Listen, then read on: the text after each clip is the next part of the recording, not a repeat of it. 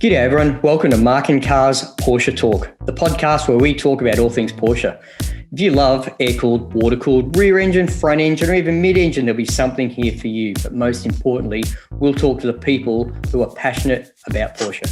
I'm your host, Marc, from the YouTube channel, Marc and Cars. Thank you for taking the time to listen or watch, and feel free to share any input, suggestions and ideas through comments, reviews, or just message me. You'll find me on most social media platforms as Marc and Cars. Special thank you today for the podcast sponsor, summon.com.au.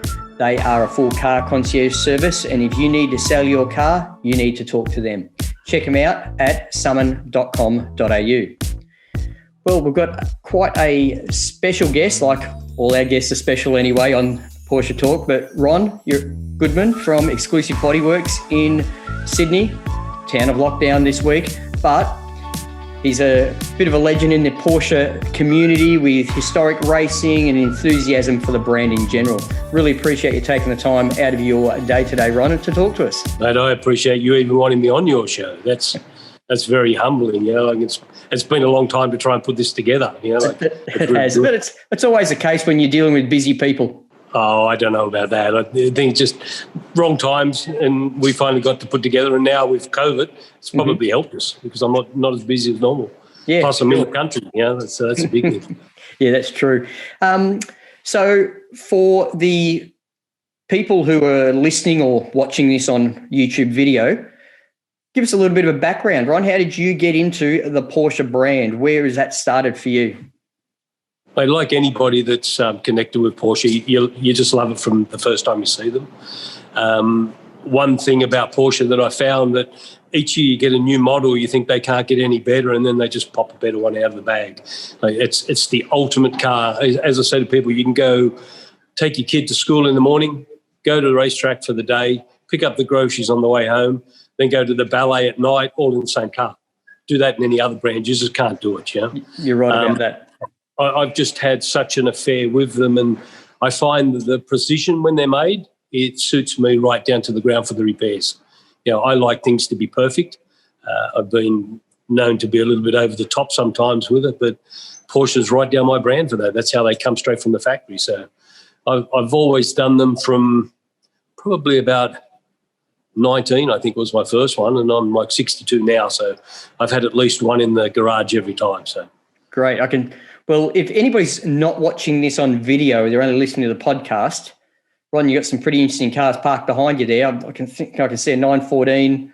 Is that like a 906 body or something up on a pedestal? Yeah, that's a copy of my other 906. We actually flopped the body off of it. Yeah, and we made it out of raw fiberglass, and then we've lit it up from underneath like the factory has, so that when you're over here, you can just see how thin the panels were on those cars. Sure. Look, it looks amazing. You know, you don't see cars shaped like that in the background of conversations with people very often, I can assure you of that. What about the 914? That's a nice looking car. I'm a bit of a that one's a 914 with a turbocharger, water cooled and injected. It's a pretty quick little car. It's got around 600 horsepower.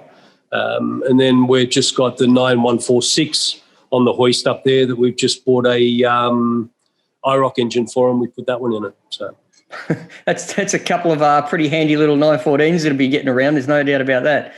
That's a big horsepower number coming out of 914. That's 600 horsepower. I think even the GT cars back in the day would have only been about 220 horsepower or something, wouldn't they? The ones that won Le Mans that year. Yeah, but this has got the extra added value of a hairdryer hanging off of it, so that helps. Yeah, for sure. I had an interesting conversation with a fellow Porsche enthusiast about the impact of, you know, the big snails getting bolted onto motors in general right across the board, regardless of your brand preference and what it's doing to, you know, the driving experience. So it's fascinating, you know. Yeah, but Porsche have won Le Mans with turbos. Yeah, so, you know, turbos apart. Yeah, you look at a K35, you know, and that's my ultimate car to have one of those. Okay. You know? Yeah. Whether I'd ever drive it to its capabilities, probably not. Probably not in that category of Porsche of the drop the kids off to school, go to the track, pick up the groceries, then the ballet though. Definitely not. I'd like to try that. But, climbing around that cage would be pretty uncomfortable. Pardon, what was that? Climbing around the cage of the 906 is uncomfortable. I don't know how those guys drove it down Mulsanne Straight after 24 hours late at night. No, I'm afraid that's not my cup of tea. I like going fast, but that's a little bit out of my league. Horrifying, you think? Yeah. I'd take my hat off to those guys. Yeah, not so long take ago. My hat off to them. Not so long ago, I had the opportunity as a passenger in a 917 tribute car. Yeah, and its size, the cars are the size. If you got a Matchbox car as a kid, they're not much bigger than that in real life, right? Yeah. So there was a tiny car and that massive engine behind you making all that noise, and I'm sure it's exactly the same in your 906 where everything's that thin and vintage. Those cars doing, like you said, the better part of 200 mile an hour in the dark. Yeah. No LED lights back then, right? No candles. Those drivers, I'm sure they would have had to have been well medicated or highly caffeinated, one of the two. Yeah, absolutely. Right. First time I ever drove this one, we were doing a race meeting at Eastern Creek, and it was actually for Rennsport, I think, and we had to take it into Eastern Creek at night time, and we drove down Eastern Creek and then down through the tunnel. Sure. And that's when I first had the thoughts that, mate, there's no way in a million years that you would get me driving this fast at Mulsanne Straight. I went down Mulsanne Straight in a helicopter, and that was bad enough. I don't know how they do it in the cars, but that was bad. Really. Yeah, so I went back in the heyday when they really broke those speed records back then. It's just, it would just be horrifying. So with racing, I was like a lot of 356 enthusiasts, vintage car enthusiasts, or even, anyone that's interested in motorsport in Australia, they very would have likely seen the film that was made about you, The Road to Monterey, and that video or film that was put together, that production. Fantastic. I loved it. I'm sure particularly a sympathiser because of the 356 aspect myself. But tell us, how did that all come about? Obviously you've been to Monterey a couple of times, and what was the idea behind the film getting made? Was it put to you as a proposal? Did you put it together? How did that all come about?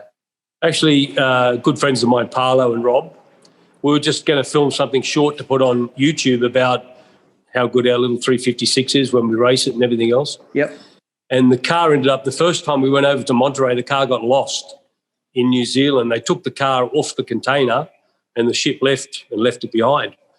So it had to get loaded up and put onto a plane to get over there in time. And then so the following year we thought, hey, let's put it together and let's reenact the whole thing happening, like as if it's got lost again. That way we can sort of diaritise exactly what happened. Sure. And I'll never forget, I rang Rob one morning and I said to him, Rob, the car's been offloaded in New Zealand, it's gone. He goes, no, we're not filming, Ron, you don't need to put it on. So no, I ain't joking, it's happened again. It literally happened 2 years in a row. Yeah. And what we found out is that I was getting charged for a direct route from Sydney to San Francisco, and it was going via Fiji or via New Zealand. They take it off and then bunny hop it onto another ship, so it'd be cheaper for them.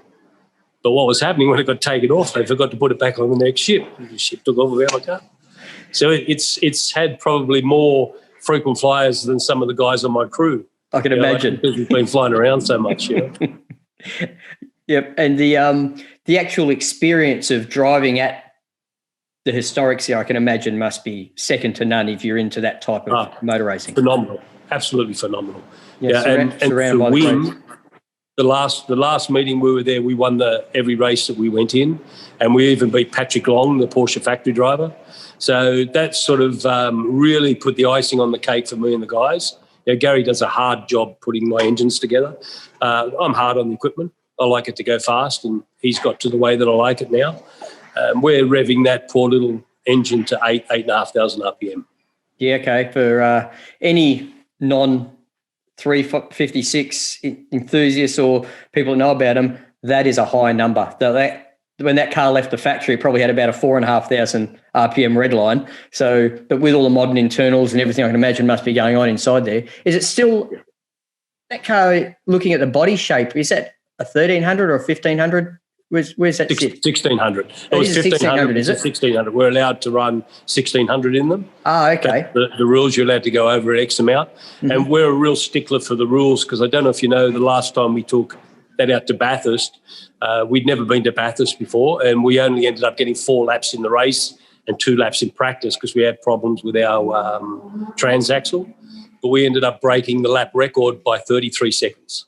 33. Is that for the engine size lap record? Is that what you're talking about there? Yeah, for its class, for SA, like Group SA. Yeah. So it's officially now the fastest 356 to ever lap Bathurst. So we're pretty happy with that. So. I can imagine. I get the impression if you've only done that many laps there in that car, that's a task that's been left unfinished. Oh, absolutely. We get it down even more. I'm the first to admit I kept getting lost. I take my hat off to the guys that race around there. Like I'd hit the brakes for a corner, I'd go, damn, I could have went another 50 foot before I hit the brakes, but you've just got to learn that track. When they say about it, and it is heartbreaking because we broke so many things up there in a few days, like we just weren't prepared for the battle that we had to take on up there. Mm-hmm. I imagine knowing what it's done to the car, with regards to the damage and things like that, it must really give you a lot of respect for how those cars that race, week in, week out and bash themselves up on those types of tracks, Absolutely, mate. And when you watch Bathurst on TV and you see all the heartbreak, you can understand it now, all the effort that goes into it. And we're just running like an old historic car compared to them guys, But with our engines revving to 8,000, if you ever get to come up here in this little area where we keep the cars, it's littered with a lot of engine blocks. Okay. That's our learning curve, we call it. Well, they go through, have you got them like in a date order? This is when we did the motor. This is when we changed to the rods. This is when we did, a different crank and that sort of thing. Have you got that sort of history going on there? No, the shop's not big enough. Yeah,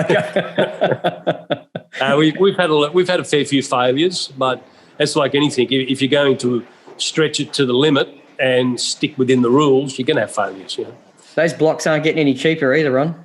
No, not at all. Not at all. Yeah, so destroying them is probably making the sport more and more expensive for all of us sort of trying to get into it. Yeah, but we've got a bit of a backlog. What I've done over the years, every time I go to America, and bring back half a dozen. We might have bought 10 or 12 blocks. Yeah, okay. It's a great idea. Well, if there's anywhere you're going to get them, that'll be the place. Oh, bloody oath. There's heaps of them over there. Mm-hmm. Heaps of blocks over in America. And your experience on racing the 356 in the States, tell me, on the Road to Monterey film, you spent a lot of time with Vic Skermantz there. So yes. The guy's, a guru of 356 absolutely, mate, engines in the USA. Yeah. You bring a lot of the experience and that type of thing back after working with him, or your engine guy? Does he liaise with Vic? And has there been an evolution from both parties and you end up in the same place? How does that all come about? I think it started out that way, and then a bit of rivalry come in a bit, and secrets were kept in both camps. Yeah, okay. Well, you are racing against each other.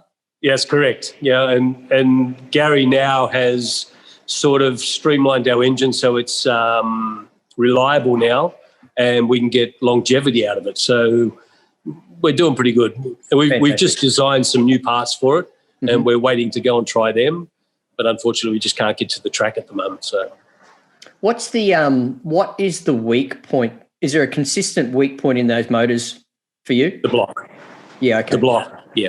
And it's very, very fine where the cam comes next to the rods, and all you got to be is a little tiny bit out there, and poof. It's all once they touch, you got some big problems there, haven't you? Yeah. Okay. We're trying different journals. I have read about it, like people using different size big end journals and all that journals and all the rods and everything else. We've just gone into with that new car we're building, the Radial Engine car. We've printed a Inconel exhaust system for it, which is unbelievable because we use Inconel exhaust on my race car to keep the weight down. Sure. And they've just come up now with we're going to actually print Inconel valves but hollow. So we should be able to get a bit more weight out of the drivetrain, yeah. Wowza, yeah, okay. So you've just brought up the Radial Engine. Let's talk about that. What is it? What's it going into? That type of thing. I actually do know, but I want to share that with the listeners to the podcast or watchers of the video here.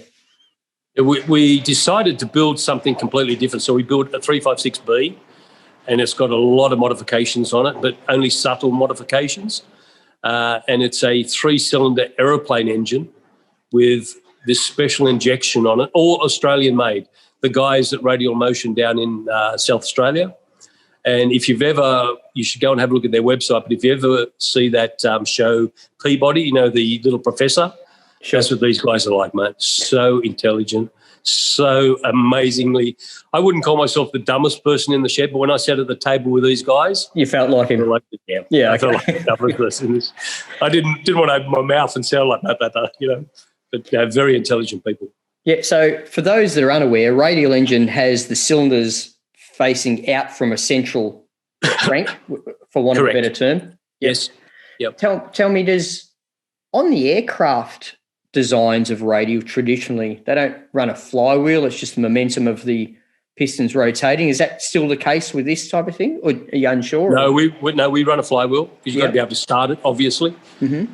So I don't know if aircraft do. I don't know much about aircraft. So you don't have someone out the back flicking the propeller or anything like that? I've already been asked. Somebody sent me a message on Instagram when we put it up and said, "Where's the propeller going?" Yeah. We had to put it at the back. I've no doubt you would have seen in the last 10 years or so, there's a Beetle in Mexico that's got a great big radial, like 16-cylinder engine in it. Have you seen that? No, I haven't seen that. Yeah, it's an aircraft engine, right, with a propeller. Yeah. You know, and that it is a propeller that drives the Beetle, you know. So what I'll do is I'll find the video of it and send it through to you because it's pretty entertaining, you know, as a pun on what you're achieving here.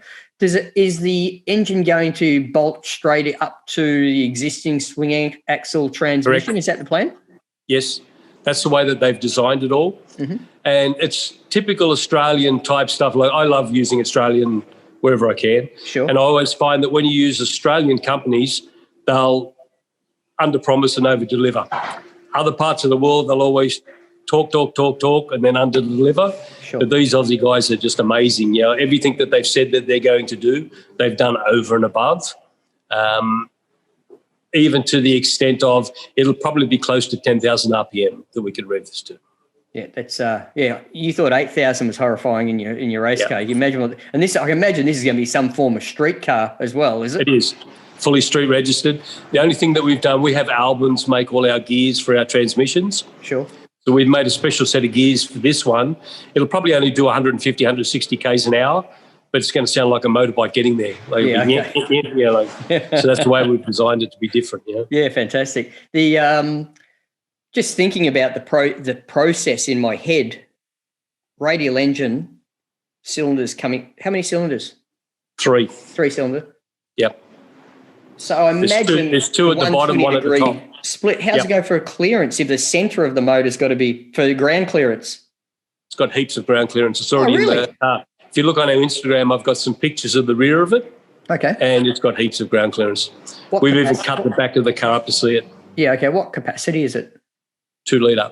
Yeah, okay. Yep. So 66 per cylinder. Some weird number that they've worked out per cylinder. Yeah, okay. I can't wait to see it and hear it. You know, it's be amazing. You can't. Even the injection, they've made special injection for it. Okay. And they come up with this idea. It's got nitrous on it as well. Of course it does. Yeah, you have to have nitrous on it. But on the dash, you know how you have 3 gauges for your car? The left-hand gauge is an altimeter, but then the other 2 gauges are actually digital computerized. Okay. So I can have the analog-looking one, or I can flip it over and have it to the modern aeroplane type look. Yeah, it's going to be pretty interesting to see. I'm going to be fascinated to. Are you going to get a special tacho made up for this? That goes all out 12,000 RPM. It's all part of the computerized side. Oh, okay, fantastic. Because it's all run by Motec. Oh, so it's like an LCD style screen. Is that what you're talking about? Yeah, but that's behind the normal round face. Yeah, okay. So we can have the analog face in that hole. Yes. Or we're going to have the modern version of it. Got it. I'm with you now. Yep, sure. And there's absolutely no switches on the dash. They're all on the steering wheel. Okay. Just like a Formula One car. Yeah. Yeah, okay. And is it going to be like that I don't know, like a cross between a modern take on an older car, or is it going to be like, are you going to have like aircraft style switches on there, or is it going to be actually a modern F1 style steering wheel? What are you thinking there? No, the steering wheel, I machined the whole thing myself. Okay.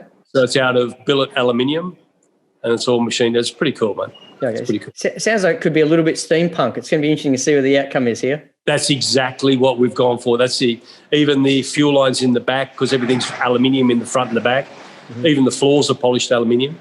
Oh, really? All the lines we've done in brass and copper polish, like the steampunk look. Yeah, okay. You hit right on the head. Yeah, it's going to be fascinating. I'm surprised you didn't go for roof-mounted switches. That was our first thing, believe it or not, but we didn't like it. Yeah, okay. Yeah, it just didn't look right, so we thought, how do we get rid of the switches completely? And then I actually got the idea from the new Porsche 935, the steering wheel that comes out of that, the new one. Yes, okay, yep. That's all carbon and everything else, but I made mine out of billet aluminium. Yeah, okay. Yeah, it should be fascinating. Yeah, like I said, looking forward to seeing it. I did see a pretty interesting, was it injection molded plastic or machine door handle? It was drilled out in clear. Did I see that on a post somewhere?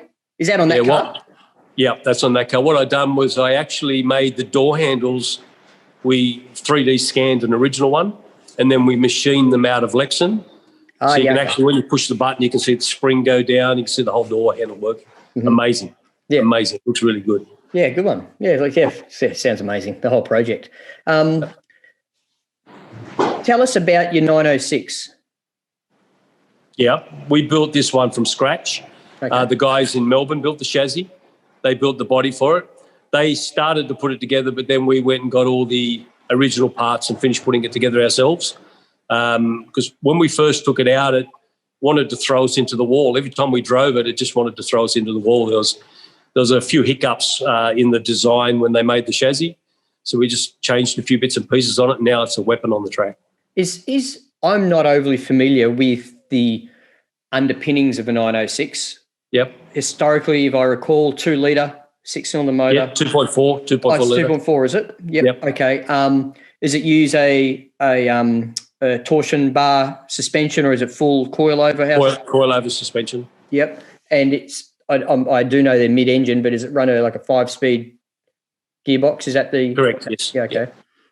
So it's pretty much all the 911...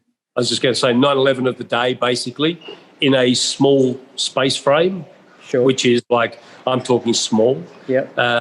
When we were doing the research on them, the original ones had the oil running through the space frame. Similar to 917. 917 did the same thing, yep. But it got too hot for the drivers. Yeah, I can imagine, yeah. Every time I see a 906 in a photo, I've never seen one in real life up close, you know. I'm always impressed by the size of what those front guards must look like sitting in the driver's seat, you know, with how high they seem to sit with the mirrors on top of them and stuff like that. But it's just such an amazing look, you know. It's beautiful, and you're nearly laying down to drive it, because, you know, if you're a shorter guy, it'd be all right, but a bit taller, we had to take the seat, use a non-original seat, make an aluminium one. I sit on the wooden floorboard, and we just padded it. Otherwise, it just didn't fit in with the helmet. Yeah, okay. That's why you see a lot of them, they take the windows out of them, the door glass, so that the helmet can stick out the top a little bit, yeah. Yeah, geez, that's amazing. And how'd you go getting a windscreen for a car like that? They make them. Sigler still make them. Really? Yep. Okay. Genuine Sigler windscreen. Because it looks like the sort of thing it belongs in an aircraft. Yep, the windscreen does, the doors do.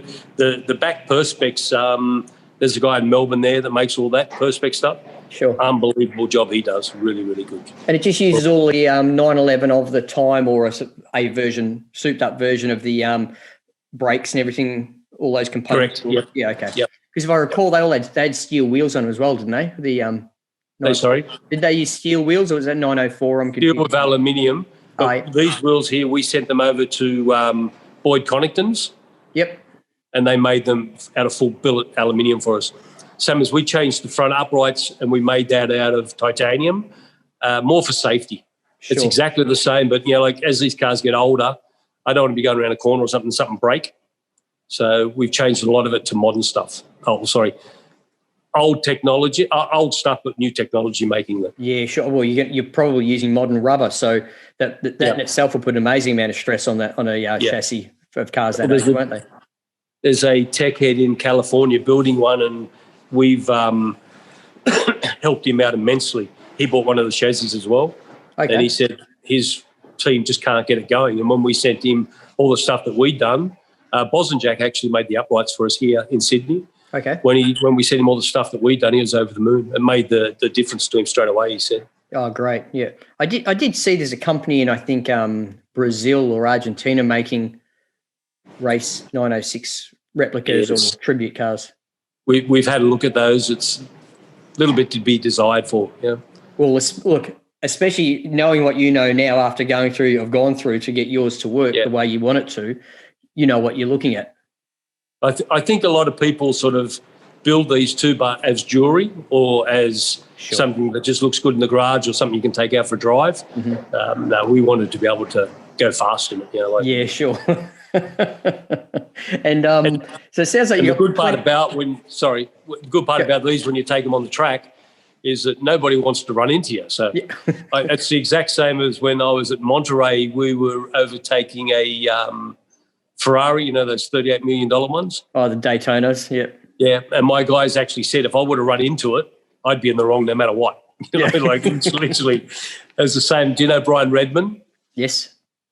He was in an RSK. That's a pretty priceless car. Yes. We were coming into the last corner for the start at Rennsport, and it conga lined up, and I just tapped him in the back. And as I went past him down the straight, all I could think of was, I'm fucked, because it was a dent the size of this. So anyway, we're talking to the pits afterwards. It's a pretty special shape, the back of that RSK too, isn't it, with those grills and stuff like that? Yeah. We went up to say, you know, sorry, and he goes, it happened. It was a conga line, you know what I mean? Like everyone broke and Yeah. And anyway, he signed the program for a mate of mine, and he goes, thank your Aussie mate for the bump in the rear. You know, that's Brian Redman. So he's kept that book forever. You know, that's my only claim to fame. He's running. I can imagine. Brian Redman. It's interesting you bring up that topic about motor racing, extremely expensive motor cars. You know, like you said, the RSK and the Daytona that mentioned earlier. I actually had a discussion with a owner that races a Daytona in the UK. There's quite a number of them. There's like 19 of them that get raced very regularly over there. Yeah. And like to give you an idea, they're not $38 million cars anymore. They're close to $100 million cars these days, right? So they're incredibly valuable. But what he said, you know, because I was like, oh God, you don't want to go near the thing. Go, what if I touch it, you know? But he said, look, the value in this car isn't. You can't write them off. It's not possible. You know, like that RSK, that tap in the back of it, what's going to cost the guy? $15,000, $20,000 to fix, right? Yeah. On a car that's worth, what, $5 million? You couldn't do enough damage to the car for it not to be worthwhile fixing. Yeah, the only bummer I'd done with that was not take a picture of it, because I could have had it up here now saying I done that. At the time, even better, he had to get the black clamshell replaced. Can you have the old one? That would have been nice. I don't think I would have had the guts to go up and ask the owner for that. Oh, look, everyone's got their own preferred tastes and likes in the range of Porsches, but there are very few cars like that RSK that we're talking about here that's got a better looking front and a worse looking rear. Yeah, that's true. Yeah, they always look like they're a bit jacked up at the back, hey? Yeah, but the front like is just been hit by me already with that curved shape on it and stuff like that. But anyway, that's my 2 cents on it. Have I seen images in magazines of your race car being driven in an ice rink? Yeah. We had a game of hockey on the ice rink. How'd you go for your tyres? Did you get some studded tyres or something on it? Yeah, I got them out of the guy in Melbourne. He sent them up to me. And we decided to have a game of hockey against the hockey team. Sure. That's coming. We're doing a follow-up to the road to Monterey, but just time putting it all together. Yeah, sure. We actually had the game. We scored goals the whole lot. It was awesome fun. And it was funny because the car was sliding in towards the goalpost, and I thought those goalposts, you know, you see the hockey players hit them all the time. I thought it's going to be made of pipe or something like that. Yeah. They're solid. It put a big dent in the back quarter panel. They're solid, mate. Yeah, I reckon you would have generated yourself a bit of work after that event then. Just that one dent. That's it. Yeah, okay. That's all. And, no other walls. As an ice skater myself, I enjoy going ice skating with my daughter, you know, and I can't imagine skating on the ice after your studded tyres being ripped to pieces would have been that nice for the skaters. No, we waited to the end of the night, then they left it open for us. So, mate, the Macquarie Ice Rink was so accommodating. They literally stayed open there. We were there for probably 3 hours after closing time. So it was really, really, really good of them. Yeah, it was. Yeah, I'm looking forward to seeing the video footage of it. I'm sure it's going to be good fun. Yeah, that one, and we've got something else happening with the 906 and 356 through Sydney, but it's just a matter of time. And with COVID, we can't do nothing. You know, like it's a bit hard to do anything at the moment. So. Although now would be a really good time to do it with no one else out on the roads, wouldn't it? No, better with the traffic. Speed at about 170 kilometres an hour. Yeah, we done that in the NASCAR many, many years ago. Oh, okay. We drove over the Harbour Bridge in it for Melanoma Awareness Day, which they tagged as Mad Day. So we met at North Sydney Football Oval. Sure. And I'll never forget the highway patrol that was giving us the guide through there. He said, "These things don't like to go slow, do they?" And I said, no, they're okay. And he goes, no. These things don't like to go slow, do they? Oh, no, they don't. Went over the Harbour Bridge. It was unbelievable, mate. I can imagine. Under lights and sirens in the NASCAR over the Harbour Bridge. It was pretty cool. Yeah, good fun.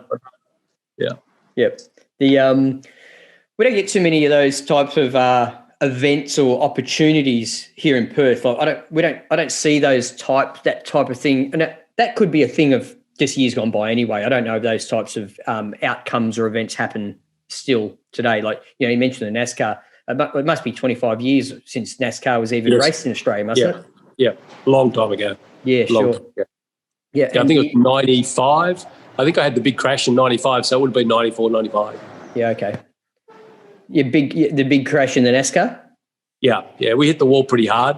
It exploded. First time they had nighttime meeting up there, and I lit the place up. So, and we even kicked the AFL off the back page. So we done pretty good. That's a big deal. Yeah. Well, the important thing is you're here to talk about it. Yeah, got a bit tore up, but that's life. Yeah.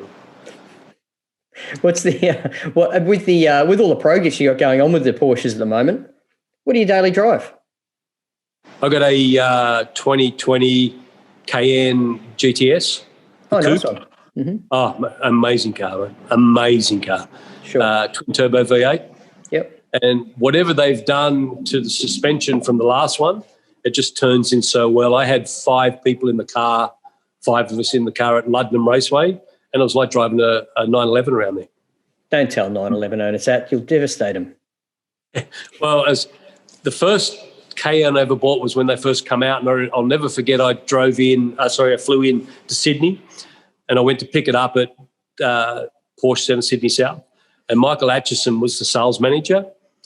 I got the car, got in there, drove out, down the street, down the road a bit. I rang him up and said, "Mate, this thing's shit. I hate them. Get rid of it. Trade it back, find me a 911. Mm-hmm. And he says, "I'll do you a favour." He said, "Drive it for a month, drive it like a 911, and if you still want to get rid of it, I'll buy it back for the same price." I'm on my 5th Cayenne now. Yeah, I was about to say, you can't have a good salesman. You can't beat them, mate. They're a beautiful car. Mm-hmm. Beautiful car. I think I was just trying to drive it like an old 4-wheel drive, and I shouldn't have been. Yeah, sure. Yep. They're not very sympathetic cars to once they get a bit older when it comes to your repair costs. No, that's why I go through so many. Yeah, okay. Don't keep them outside a warranty period, you reckon? No. Just trade them in and get a new one. Yeah, because I'd be horrified to know what a set of tyres costs on a 2020 Cayenne GDS. You know, a couple of dollars. Yeah, I imagine. A lot of race tyres for that sort of money, I reckon. Yeah. I'd probably go through more in my Cayenne than I do in the 356 in a year. Yeah, you probably do. Does with your 356 race car, how often do you actually get it out? How often is it get on the track at the moment? I've got a couple. I've got the coupe and the cabrio. Yeah, okay. We try and take them both out to race meetings. Mm-hmm. We do probably more days at Luddenham Racetrack now, and that's not actually racing. That's just testing or driving. I'm not familiar with Luddenham Racetrack. Whereabouts is that? It's out at Luddenham. It's a privately owned facility. Okay. It's it's not a super big track, but it's really good for what we do. And we do a lot of the children's hospital events and that sort of stuff in the Cup car. Mm-hmm. So we take kids for rides and all that kind of stuff out there. Yeah, sure. And we probably do more of that stuff now than racing, only because there is no racing at the moment. Yeah, fair cop. Yep. Yeah, okay. Mm-hmm. Here in WA, the VSCC, Fiji Sports Car Association over here, they host all the historic style racing over here. And we have, I think, maybe 3 events still a year that are around the houses events. They're regularities in the country towns. Yes. Yep. Just out of Perth. Right.